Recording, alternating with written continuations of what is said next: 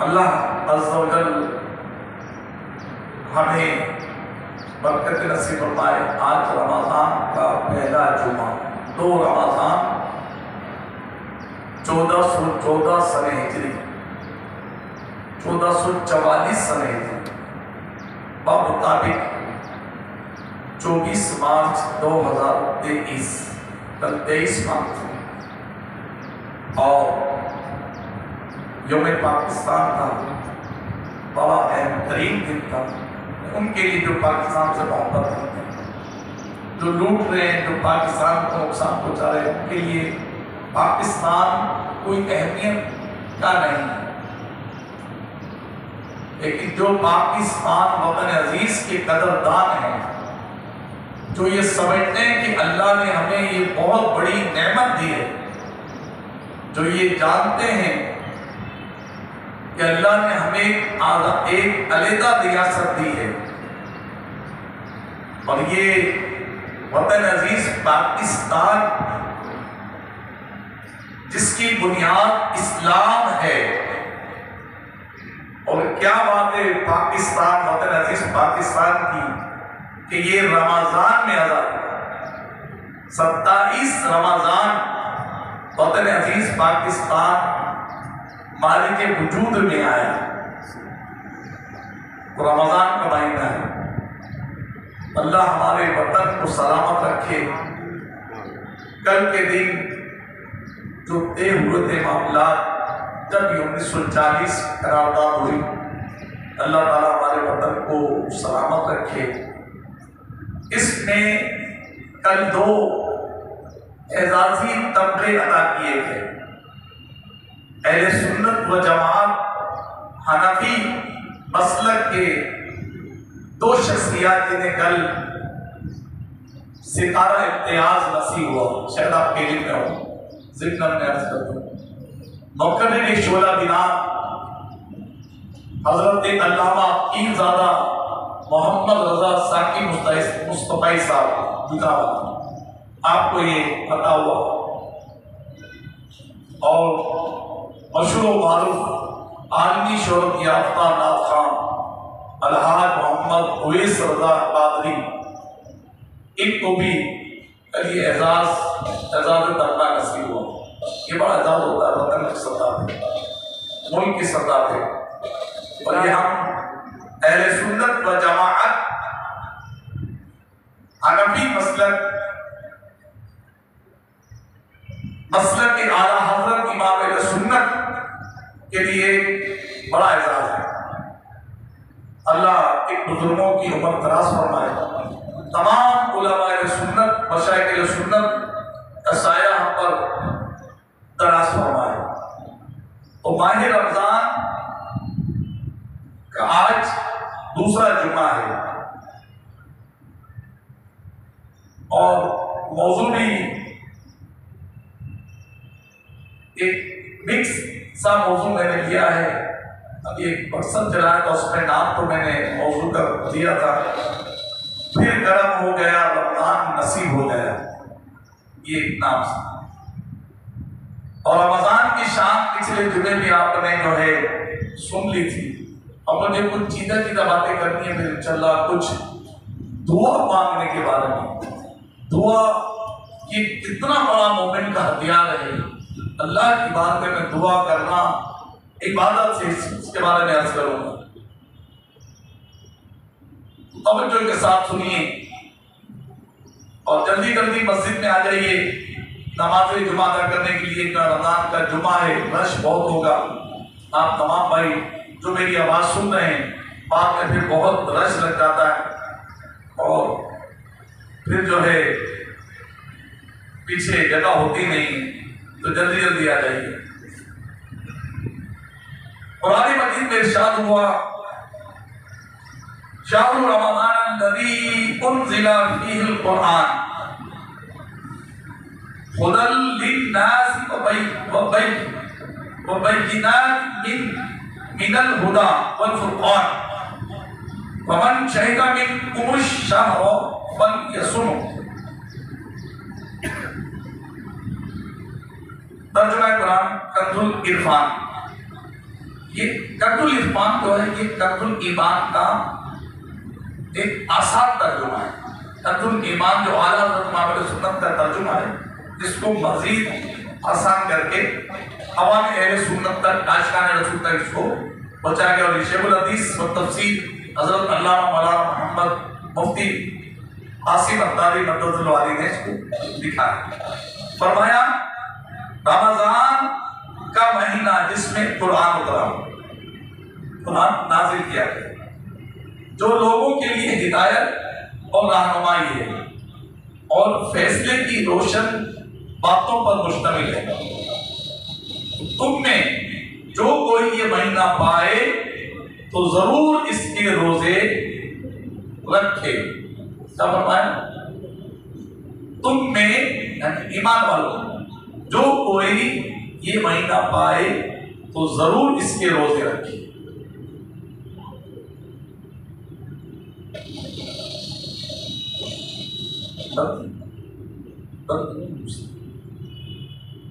प्यारे इस्लामी भाइयों, हमने 12-2 सूरह बकरा की आयत नंबर 185 का एक हिस्सा सुनने की सादत हासिल की। इस आयत करीमा में रमजान का एक खुसूसी तारुफ पेश किया है। खुसूसी तारुफ, इससे पिछली आयत में हुक्म हुआ था, ए ईमान वालों, तुम पर रोजे फर्ज किए गए, और ये भी बताया गया कि रोजे रखना तकवा हासिल करने का जरिया है। अब बताया जा रहा है कि ये फर्ज रोजों के लिए एक महीना मखसूस है, इसके अलावा जो भी रोजे होंगे वो नफली होंगे। अगर फर्ज की कज़ा करेंगे तो एक अलग बात, वो नफिल नहीं, फर्ज की कज़ा होगी। या कोई मन्नत मानी और रोजे की मन्नत मानी तो वो रोजा रखना भी वाजिब होता है। तो ये फर्ज रोजों के लिए मखसूस महीना, और ये वो मुबारक महीना माह रमजान है।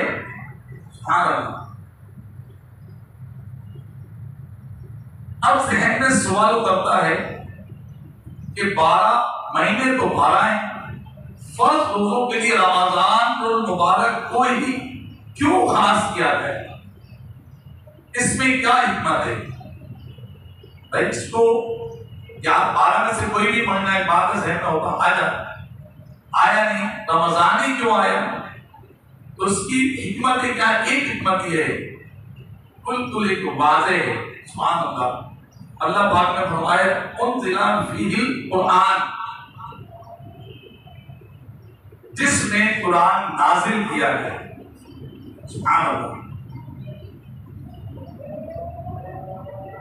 यानी ये मुबारक महीना वो मुकद्दस महीना है कि जिसमें कुरान करीम नाजिल किया गया है।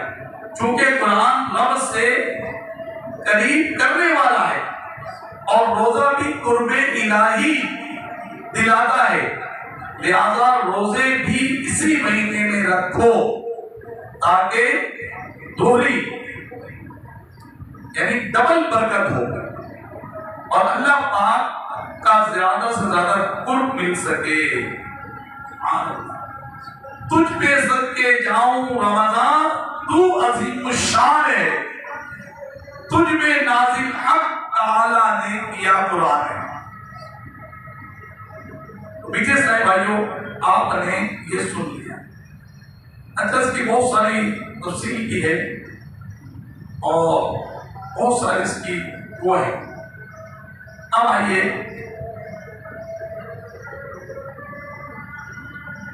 रमजान और साहिब कुरान,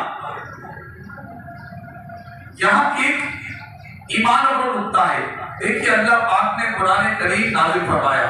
कब नाजिल हुआ? रमजान में। किस पर नाजिल हुआ? महबूब रहमान मक्की मदनी सुल्तान सल्लल्लाहु अलैहि वसल्लम पर। ये तीनों इज्जतदार हैं।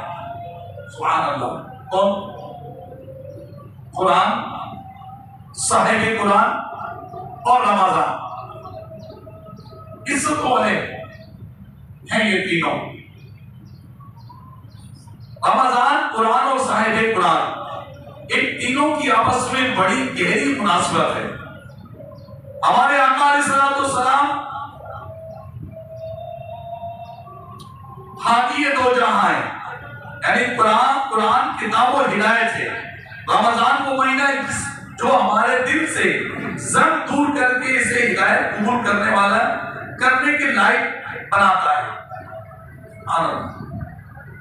हमारे आका रहमतुल लिल आलमीन है, कुरान किताब रहमत है, और रमजान को मुबारक महीना है जिसमें रब की रहमतें में छमाछम बरसती।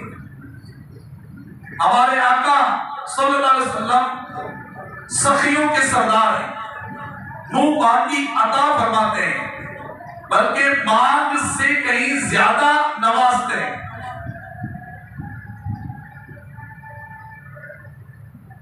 और ये सिर्फ दुनिया में नहीं, आका की अताएं बेशर में कितनी होंगी, सुभान अल्लाह, गुनाहगारों पर कैसी होंगी।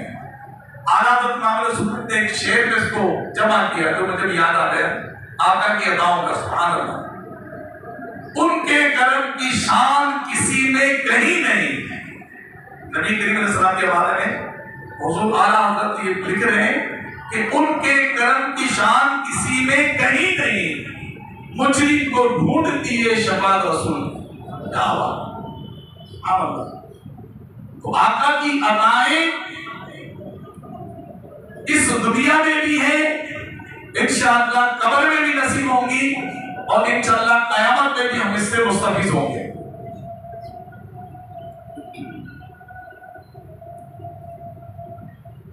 इसका एक हरफ यानी कुरान मजीद का अता करते हैं सखी है, ऐसे कुरान करीम की बड़ा सखी है, कुरान करीम की बड़ा सखी है, एक हरफ पढ़ो 10 नेकियां मिलती हैं। ऐसे ही रमजान भी बड़ा सखी है, हर नेकी का सवाब गिनती में है, किसी नेकी का सवाब 10 गुना, किसी का 100 गुना, किसी का 700 गुना, मगर माहे रमजान की इबादत यानी रोजा वो है जिसका अजर बेअद व बेहिसाब मिलता है। एक और बड़ा अहम मुनासबत, बड़ी अहम मुनासबत ये कि हमारे आका सल्लल्लाहु अलैहि वसल्लम शाफ़िए महशर है, और रोज़े क़यामत शफ़ाअते कुबरा का मनसब आप ही को नसीब होगा। शफ़ाअते कुबरा मतलब यहाँ से लोग बात ये ले लेते हैं कि बस नबी पाक करेंगे तो कोई नहीं करेगा, नहीं। शफ़ाअते कुबरा बड़ी शफ़ाअत, सबसे पहले आका करीम शफ़ाअत करेंगे, उससे पहले कोई भी नहीं कर सकेगा।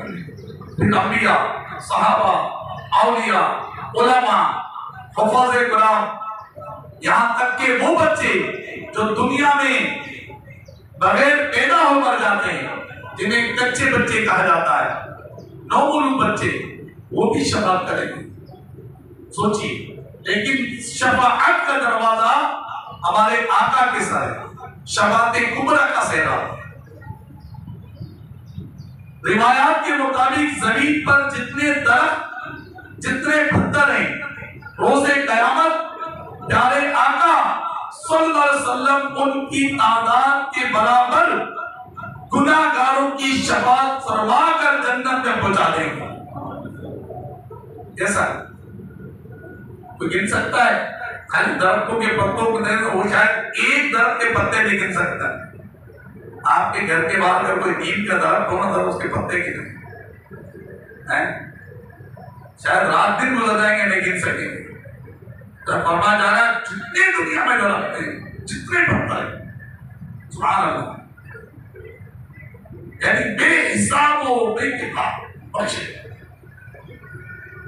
ये मनसब हमारे आका अलैहिस्सलातु वस्सलाम, क्या बात। दूसरा, ऐसे ही कुरान करीम भी और रोजा भी रोजे क़यामत शफ़ाअत करेंगे। हदीस पाक में फरमाया, कुरान रोजे क़यामत बंदे की शफ़ाअत करेंगे। कहे लोग शफ़ाअत करेंगे, रोजा कहेगा, या अल्लाह पाक मैंने इसे दिन के वक्त खाने पीने से रोके रखा, उसके हक में मेरी शफ़ाअत कबूल फरमा। कुरान करीम कहेगा, अल्लाह पाक मैंने इसे रात को सोने से रोका, इसके हक में मेरी शफाअत कबूल फरमा। बस इन दोनों ही की शफाअत कबूल की जाए। सुभान अल्लाह। अल्लाह, मैंने इसको दिन में खाने से रोका, ईद से, ये रोजा का है। और कहने को नादान लोग जो कहते हैं रोजा वो रखे जिसको खाने को ना मिले, बात अल्लाह अजीब बातें करते हैं। ये मुसलमान तो इस बात कर नहीं सकता, लेकिन पता नहीं वो कैसे मुंह से निकाल देता है। तो ये नादानों की सोहबतों में लेकर ऐसी बातें करते हैं। सोशल मीडिया पे उल्टे सीधे लोग तहरीर के जुमले डाल देते हैं और वो जो है बस आगे पहुंचा देते हैं, वो सीख लेते हैं, लोगों को सुनाते हैं। अभी भी जिस दिन चांद रात भूल हुई उसमें भी किसी ने डाल दिया कि मार्केट के थे, अब नाम वो क्लिप में बताता नहीं तो लोग उसके पीछे पड़ जाएंगे। मार्केट के ग्रुप में आ गया था एक अजीब बात थी जो मुझे तो अजीब लगी और अजीब ही थी वो। इसलिए जो ना ऐसी बातें नहीं करना चाहिए, हमें असलियत को देखना चाहिए कि असल क्या है। तो ये रोजा कुरान करीम समाप्त करे, वो तो रोजा नहीं रखता फिर कितना महरूम रहेगा वो। बिना खाने जाता कि काम ज्यादा है, अच्छा हम सेठ बहुत हमसे काम लेता है, जनाब वाला ये ऐसा है तो वो ऐसा है, तो वो जो है वो फिर उसको रोजा छोड़ देता वो। अब बताइए कि मतलब ऐसे कैसे काम होगा? अगर हम रमजान के रोजे में सुस्ती करें और रोजा ना रखें तो क्या मुंह अल्लाह करीम की बारगाह में हम लेके जाएंगे और किस तरह हम अपने इस जिंदगी का हिसाब देंगे? अल्लाह ने फरमाया मैंने तुम्हें इबादत के लिए पैदा किया, वमा खलक़तुल जिन्ना व इंसा इल्ला लियअबुदून, इबादत के लिए पैदा किया। तो क्या रोजा इबादत नहीं है? लोग कहते हैं कि रोजा इबादत है, जी नमाज इबादत है, लेकिन रोजी कमाना भी तो इबादत है। बिल्कुल किसने मना की? रोजी कमाना भी इबादत है, लेकिन ये मुराद नहीं कि रोजी ऐसी कमाओ कि नमाजें छोड़ दो, फर्ज छोड़ दो, फिर भाग कर रोजियों की तरफ देख रहे कैसे कमा रहे लोग। हराम के लुत्फ़े खुद भी खा रहे हैं और बच्चों को भी खिला रहे हैं, सूद की तरफ जा रहे हैं। सूद हराम है, माले रसम की तरफ जाते हैं, लोगों का पैसा खाए जाते हैं। किसी को 2 लाख देंगे तो उससे डील कर लेते हैं, भाई तो मैं 1.5 लाख दूंगा, बेचारा मजबूर है वो, आपको देने 2 लाख है, आप नहीं दे रहे हो 2 साल से, फिर बाद में कभी मैं 1.5 लाख दूंगा तो 50,000 का खुमियाजा कौन भरेगा? वो बेचारा क्या बोलेगा, चलो मेरे 2 डूब रहे हैं, मुझे 1.5 तो मिल जाए। मतलब सोचिए, बात करते हैं कि रोजी कमाना इबादत नहीं है, लेकिन अंदाज ये कि खाना सब कुछ है, कमाना सब कुछ है। तो ये कितनी बड़ी एक नादानी है उस मुसलमान की जो ये कहे कि जी बस रोजी कमा लेते हैं, ये इबादत बहुत है, अल्लाह तौफीक देगा तो रोजे रख लेंगे, अल्लाह तौफीक देगा तो जनाब हम नमाज पढ़ लेंगे। अल्लाह ताला ऐसी सोच से हमें बचाए। और ये सोच ये जाहिलों के पास, बेदीनों के पास मिलती है। अगर उलमा के पास बैठेंगे, आलिम दीन के पास बैठेंगे, अच्छे लोगों के साथ बैठेंगे तो इंशाअल्लाह अज़ीज हम ऐसी बातें नहीं करेंगे, बल्कि रमजान का कोई रोजा नहीं छोड़ेंगे। 2 वक्त खा लेंगे लेकिन रमजान का रोजा नहीं छोड़ेंगे। हम कोई नमाज कदा नहीं करेंगे, ज़हन में रखिए। अल्लाह करीम मुझे आपका अमल की तौफीक अता फरमाए, ना रोजा छूटे ना नमाज छूटे।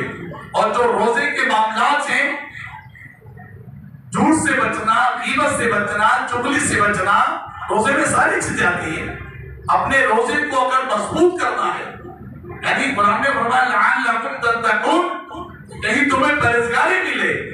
अगर मैं रोजा रख रहा हूँ, मैं गालियां दे रहा हूँ, मैं रोजा रख रहा हूँ, मैं झूठ बोल रहा हूँ, मैं रोजा रख रहा हूँ, मैं लोगों से बदगुमानियां कर रहा हूँ, लोगों की इज्जत से खेल रहा हूँ, तो ये नहीं कि रोजा छोड़ दो, बल्कि सोचो कुरान ने फरमाया लअल्लकुम तत्तकून, कहीं तुम्हें तकवा मिले तो वो तो मुझे मैं झूठ नहीं छोड़ा, फिर मैं डरूंगा, फिर मैं नेकी की तरफ आऊं, मैं रोजे की असलियत हासिल करूं कि रोजे से जो मकसूद है तकवा मिले, मैं मुत्तकीन में शामिल हूं, तो मैं उस साथ इसके लिए नमाज पढ़नी पड़ेगी, रोजे के साथ तिलावत करनी पड़ेगी, रोजे के साथ। अच्छा, नमाज फर्ज है सिर्फ रमजान में, तिलावत करना अफसल इबादत है सिर्फ रमजान में नहीं। ये कि रमजान में अजर सब बढ़ जाता था रोजा रख, लेकिन रमजान में तादाद है जो माशाल्लाह अच्छी करती तिलावत और कुरान करीम के खत्म हो गई। तो रोजा रखूंगा इंशाअल्लाह ताला, झूठी नहीं बोलूंगा, रोजा रखूंगा इंशाअल्लाह ताला, किसी को अपनी जात से तकलीफ भी नहीं दूंगा, रोजा रखूंगा इंशाअल्लाह अजीज, मैं मुसलमानों की खैर खाई करूंगा, अल्लाह ने मुझे माल दिया है, ज़कात तो मैं दूंगा, साथ साथ में सदका और खैरात भी दूंगा, नफली सदका भी दूंगा, रोजा रखूंगा इंशाअल्लाह, मैं नमाज़े तरावी भी पूरे माह की पढ़ूंगा, यदि के 6 रोजा और 5 रोजा 3 रोजा पढ़कर मैं बस 6 दिन की 4 दिन की बढ़ के करने, कभी कितने माशाल्लाह लोग हैं जिनकी जिंदगी में तरावी की छुट्टी हुई। मुझे याद पड़ता अल्हम्दुलिल्लाह जब से मैंने होश संभाला है मेरी तरावी की छुट्टी, अल्हम्दुलिल्लाह आदि से निमत के तौर पे अर्ज कर रहा हूं कि कभी मेरी तरावी की छुट्टी। भाई का इंतकाल हो गया था, यहाँ हमेशा पढ़ा के चला गया था बड़े भाई का, तो फिर रात को मैंने 3 बजे मुझे याद पड़ता मैंने तरावी, एक दफा यही तबीयत खराब हो गई थी, रियाज भाई बैठे को पता हो, फर्ज नमाज पढ़ी थी, तरावी नहीं पढ़ी जा रही थी, हिम्मत नहीं थी, उल्टियां लग गई थी, अजीब कैफियत हो गई थी, वो फिर रात को जाके 2-2:30 बजे तरावी अल्हम्दुलिल्लाह, हालांकि सुन्नत मुअक्किदा है, एक आध बार छूट जाए तो गुनाह नहीं है, लेकिन ज्यादा छूटे तो गुनाह है। लेकिन भी कल भी मैं तरावी पढ़ कर सोचता हूँ माशाल्लाह, तरावी पढ़ के भाई 20 रकात माशाल्लाह पढ़, है ना, 20 रकात का कयाम मिल गया, शुक्र अदा करें, जिस दिन तरावी हो जाए अल्लाह का शुक्र अदा करें कि अल्हम्दुलिल्लाह मैंने आज ये 20 रात का कयाम मेरा पूरा हो गया, या अल्लाह मैं कल फिर अदा कर। तो ये जब जज्बा ये नियत होगी तो आपकी तरावी कैसे छूटे, जमाअत की नियत है कि मुझे जमाअत से नमाज पढ़नी, तो इंशाअल्लाह नहीं छूटेगी। बीच में मैंने ग्रुप में कुछ देरी रात को लिख के चलाई थी रमजान के मामूलात के हिसाब से, अल्हम्दुलिल्लाह अगर अमल करेंगे तो उसमें बहुत सारा फायदा। अब ये कुरान करीम में फरमाया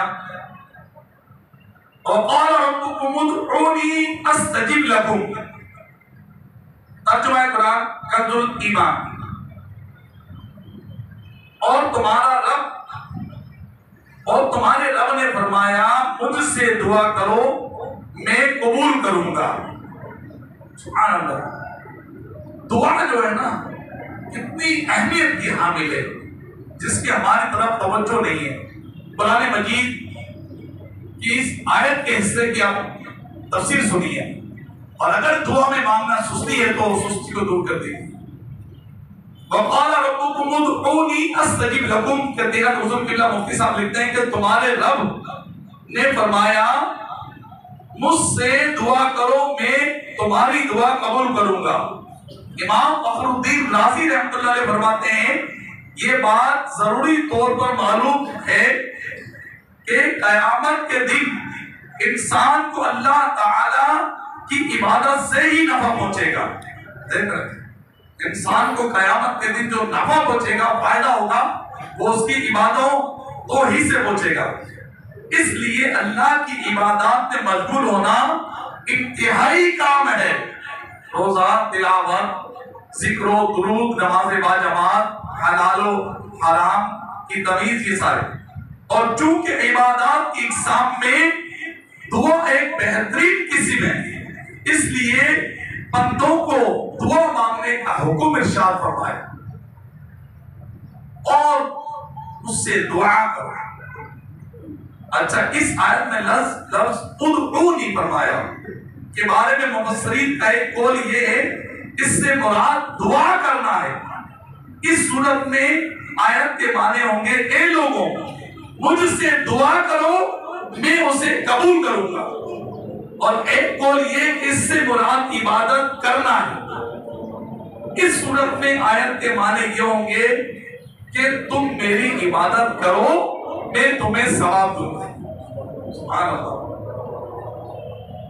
दुआ मांगने की तारीख पर कुछ फज़ाइल।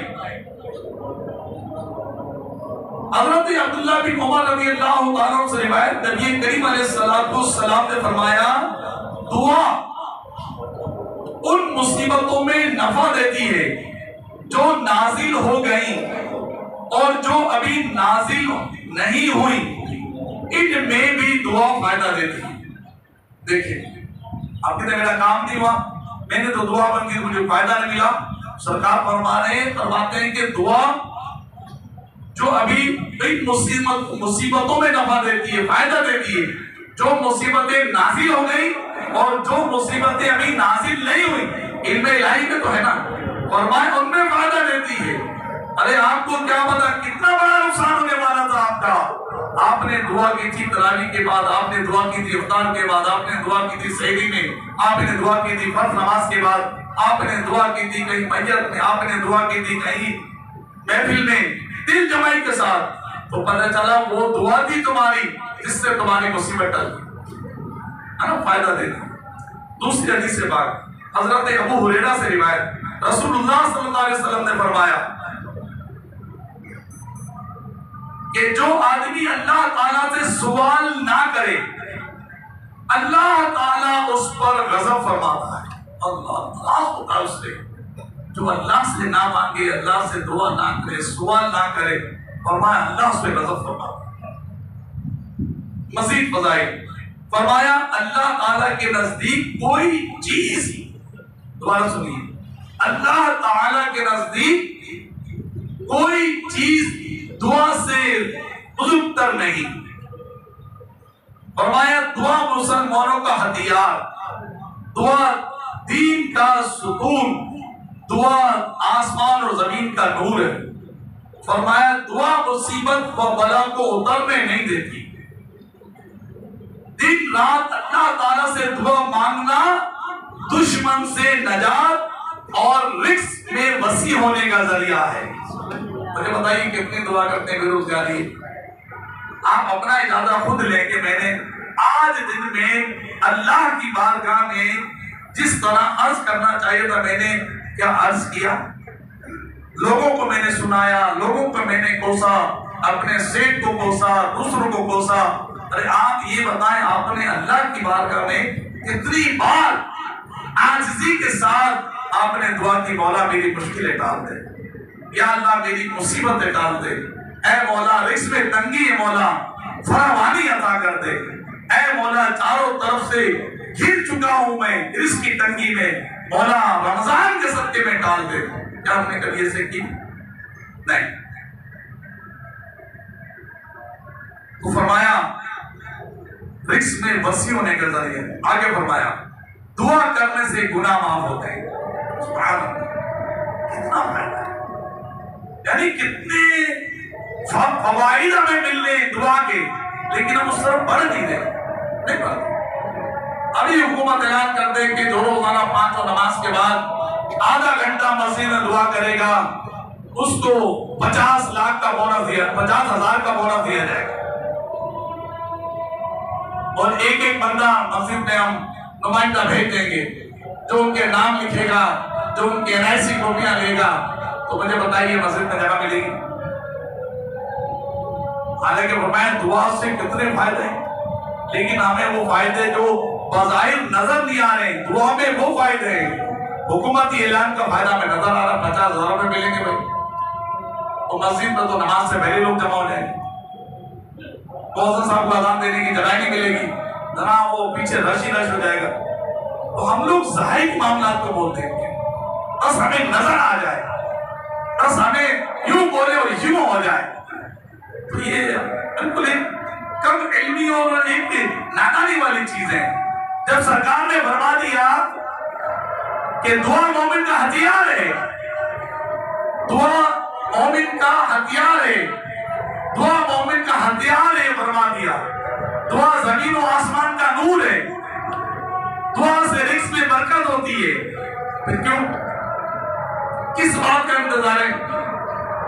एक और फरमाया अल्लाह ताला अपने इल्म और कुदरत से दुआ करने वाले के साथ होता है। कैसी प्यारी बात है। एक जगह फरमाया जो बला उतर चुकी है वो नहीं उतरती, दुआ इनसे नफा देती। फरमाया दुआ इबादत का मब्ज़ है। एक जगह फरमाया दुआ रहमत की चाबी है। दुआ करोगे रहमत नाज़िल होगी। अच्छा सोचिए कि मैं फरमाया दुआ काज़ा को डालती है। बहुत सारे मज़ाल लिखे मेरे पास। दुआ अल्लाह ताला के लश्कर में से एक लश्कर है। अब हम सोचे हम क्यों उतना सुस्ती करते हैं? फायदे कितने दुआ के, अपनी रब की बारगाह में हम अर्ज़ नहीं करें तो किसकी बारगाह में करेंगे? कहाँ जाएं, किसके बाद जाएं, किसको बोले? खुदाई ये कि जो भी परेशानी आ जाए मैं बंदों से मांगू ही नहीं। कनाअत की तारीफ पता है क्या? कनाअत लोगों से बेनियाज हो जाना, अल्लाह से जो है उस पर सब्र करना और लोगों से बेनियाज हो जाना। लोगों से नहीं, मुझे मेरा रब मदद आगे करके दे, अल्लाह की बारगाह में झुक के देखिए। नमाज हाजत क्या है? हमने सुना है नमाज हाजत ये बहुत बड़ा एक जरिया है अल्लाह ताला से मदद हासिल करने का। फर्ज नहीं पड़ता तो नफिल का पड़ेगा, नमाज तो नफिल। और याद रखिए बेनमाजी की दुआ कबूल नहीं होती, ये भी जरूरी। फिर दुआ के आदाब है, फिर दुआ के कबूलियत के औकात भी याद रखें। रात के आखिरी पहर में दुआ कबूल होती है। फर्ज नमाजों के बाद फरमाया दुआ कबूल होती है। वो तो करनी नहीं, नमाज पढ़ना भागना नहीं करती, बारह नहीं करती। तो उसे 3 मिनट आपके पास नहीं कि दुआ में शामिल हो जाए। जुम्मे में भी देखिए चंदा होता हमारे भाई, तुम्हें चंदा निकालना नहीं डालो, लेकिन दुआ में तो शामिल हो जाओ। जो चंदा दे रहा उसको भी परेशानी होगी, जो चंदा जमा कर रहा उसको भी परेशानी होगी। और फर्ज नमाज के बाद दुआ कबूल होती। और माया इफ्तार के वक्त, सहरी के वक्त, सुभान अल्लाह, दुखी शख्स से दुआ कराओ। जो गमज़दा है, जो दुखी है उससे दुआ कराओ, मजलूम से दुआ कराओ। अल्लाह नसीब करे सफा में दुआ कबूल, मरवा में दुआ कबूल, हजर अपने सामने दुआ कबूल, बाबे काबा के सामने कबूल, मुल्तजिम से कबूल, हतीम बाग में कबूल, अरफात में कबूल, मुज़दलिफा में कबूल, मिना में कबूल, फिर रोजा रसूल तरीके से कबूल ना। सरकार की बारगाह में हाथ उठाकर अल्लाह से जब दुआ करे तो कितनी बात है। चेहरा सरकार के सामने हो और अल्लाह की जनाब पे हाथ उठाए हो, कैसी रहमत चमाचा बरसेगी। 70,000 फरिश्ते रोजाना उतर रहे हैं, सुबह 70,000 शाम को उतर रहे। फिर खाना काबा में मुस्तजाब और मैं 70,000 फरिश्ते आमीन कह रहे। अल्लाह करीम अमल की तौफीक दे, अल्लाह करीम मुझे और आपको अमल की तौफीक अता फरमाए और दुआ में लगता है। मेरे लिए भी दुआ कर रहा। तीसरी बात मैं कि उस मफहूम अर्ज कर रहा हूँ कि रब ताला फरमाता है कि जो किसी के लिए दुआ करता है, किसी के लिए दुआ करता है, फरमाए उससे फरमाया जाता है कि तुझे देकर आगाज करूंगा। यानी जिसके लिए तूने दुआ की है ना, यानी अल्लाह इस भाई की मग़फ़िरत कर दे। अल्लाह फरमाता है तेरी मग़फ़िरत पहले करूंगा फिर उसकी करूंगा। या अल्लाह इसकी परेशानी दूर हो जाए तो पहले तेरी परेशानी दूर करूंगा फिर इसकी परेशानी, यानी तुझे देखकर आगाज करूंगा कि तूने हाथ उठा लिया। अल्लाह का इमाम